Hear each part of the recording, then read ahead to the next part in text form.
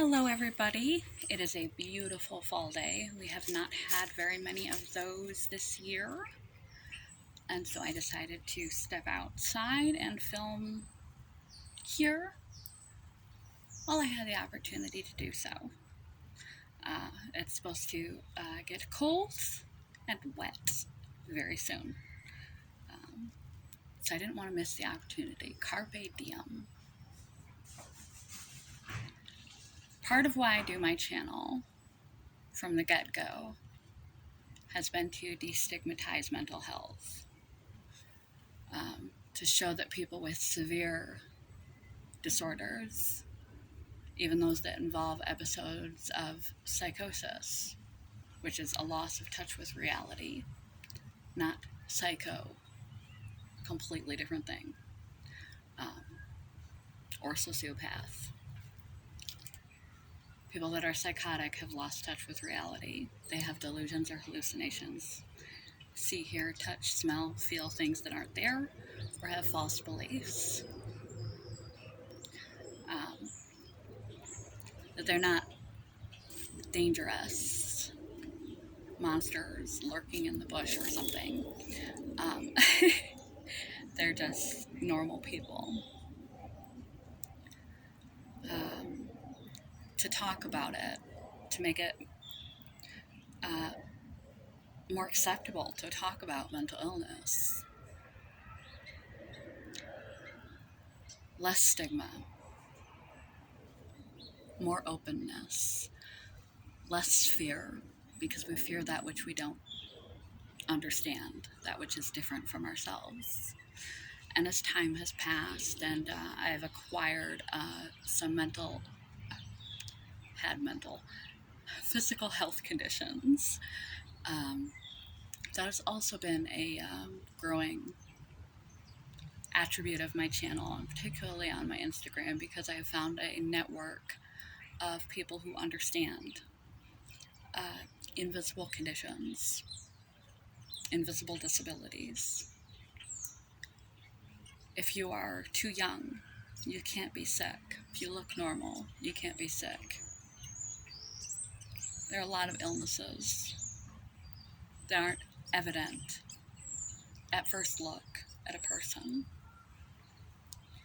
And there are illnesses that are deemed medically credible.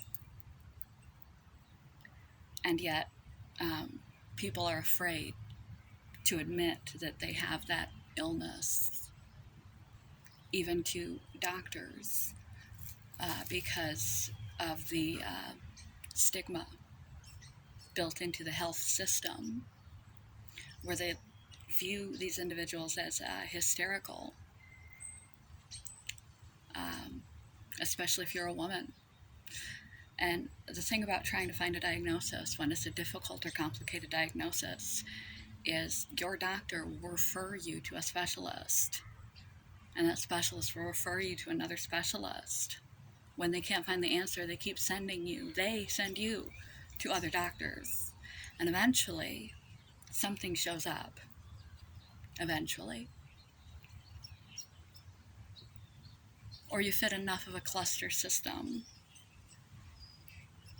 that you fall into one of these diagnostic criteria that is hotly debated and contested, like long COVID, fibromyalgia, chronic fatigue, myalgic encephalomyelitis. Myalgic encephalomyelitis was accepted as a medical diagnosis.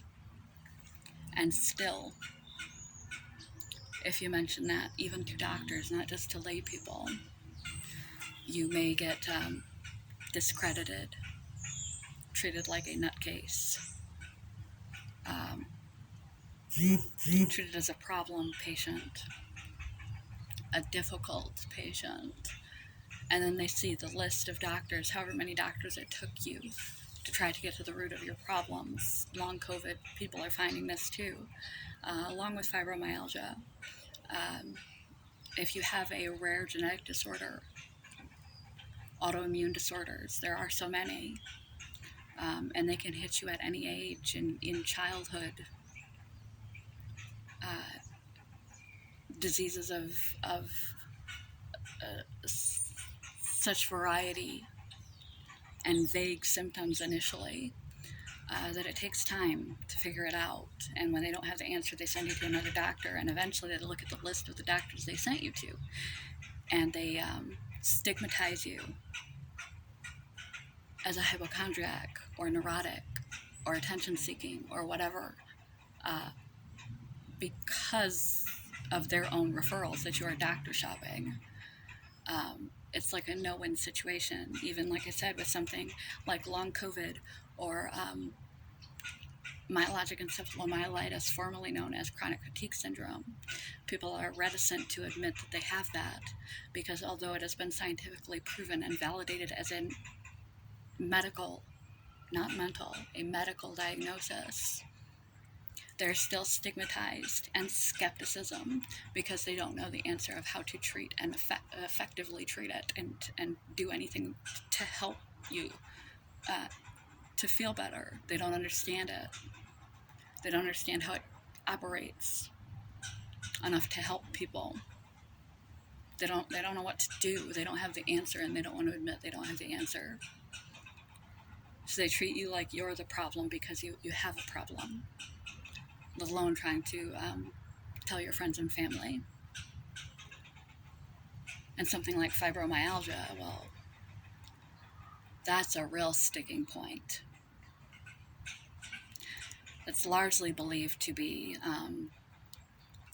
a rheumatologic disease, a fine fiber neuropathy, plus an oversensitization syndrome, pain syndrome, neurological and fine fiber neuropathy issue, and people that have high trauma history are more likely finely attuned to their body, so they're more sensitive and aware of the inner workings of their body anyway, and so that further amplifies their awareness of the fibromyalgia symptoms and accentuates them, but the symptoms are legit.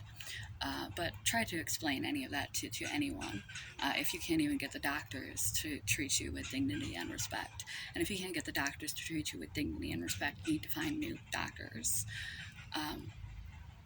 I found this is a very wide platform, from lupus, Lyme, multiple sclerosis, Ehlers-Danlos syndrome, Crohn's disease. The list goes on and on and on. People of all ages and stages and positions in life fighting daily with their mind or their body just to get through a day, let alone to choose to lead a better life and be good people, to contribute, to grow, to do well in their life. They're just trying to survive through no fault of their own. And they are stigmatized and judged and invalidated, similarly to those with mental health conditions and disorders. And sometimes they're lumped into that group, a medical diagnosis, and they're lumped in as to a psychiatric group that they don't belong to. Sometimes a psychiatric patient belongs with a medical doctor. And some people, not many, but there are a few, long for attention. They long for being special, unique, or different somehow. Their life has been too good or too easy, or they haven't had enough hardship. They don't feel like they've earned the right to be blessed the way they have. They feel they should suffer, or they need to be set apart somehow. And rather than stigmatize, they glamorize mental illnesses or medical health conditions, such as eating disorders, get glamorized a lot, way too much. Something like bipolar disorder gets glamorized and overused when it's not the case. And medical health issues for attention.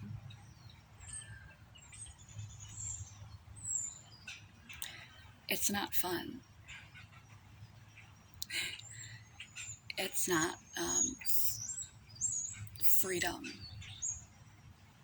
It's very life constricting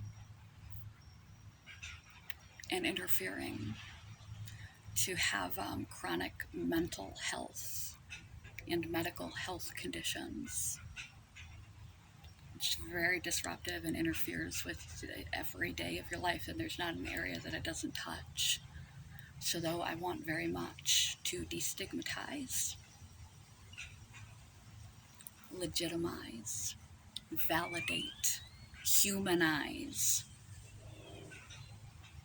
people with mental health conditions and people with medical health conditions, whether they're evident or not. Quote of the day, believe it or not, this is a quote of the day video. Normalize.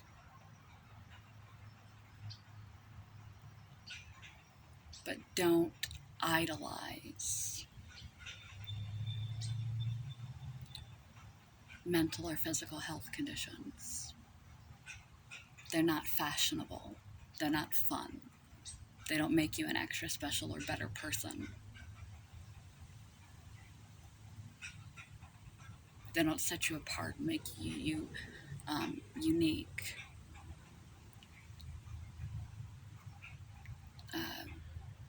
Romanticize them, that's the right word. Romanticize them. They're difficult. Their journeys, their struggles. It's hard.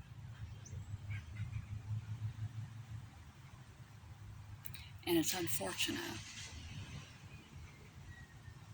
to have your mind or your body hijacked from you, and to have to deal with that the rest of your life. I want to take the stigma away. I want to give people validation. No, they're not alone. Know that though they may have a mental illness, they're not crazy, dangerous, weird, broken, helpless, can't lead productive and happy lives. Nor do I want people with physical conditions to feel that they are alone, invalidated, unbelieved, crazy. It's all in their head, that there's no way out, and that just because their body dictates a lot of what they can do, not to let it stop them from doing what they can do each day to have the best quality of life possible. So quote of the day one more time.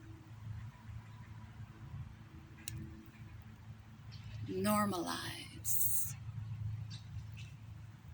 but don't romanticize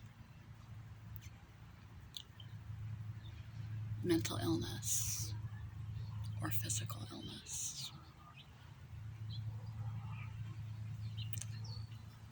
No one wants to be sick. If you asked anyone who legitimately has these disorders, if you could give them a magic wand and take it all away, they'd snatch that from you in a heartbeat.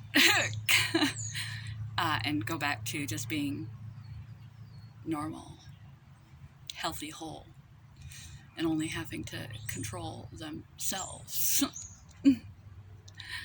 not their hijacked mind and their hijacked body. So, educate, advocate, learn what you can, validate people, be accepting, be knowledgeable. Don't treat people with mental illness like they're weird or different or scary now somehow because you learned they have a mental illness. They are normal people, and people with mental illness, you can lead a happy, whole, successful life if you take care of yourself. You're not a freak, and you shouldn't be treated that way, and you shouldn't treat yourself that way or talk to yourself that way, as if you are. People with physical illnesses, even the ones that are not accepted or are mysterious or get stigmatized, even if you look normal, you're not crazy. It isn't all in your head. You're sick. But don't let that stop you from leading the best, happiest life possible. Once you accept the position you're in to take the best care of your health possible, take every advantage possible for a potential cure if there is one, and the best possible quality of life given your condition that you live with. Quote, quote, quote of the day one more time, and then I'm gonna zip it. Destigmatize. Normalize mental health and physical health conditions, no matter what they look like and what they are on the surface. Normalize it. Validate it. But don't romanticize it. It's a hard knock life for us. It's a hard knock life for us. Peace.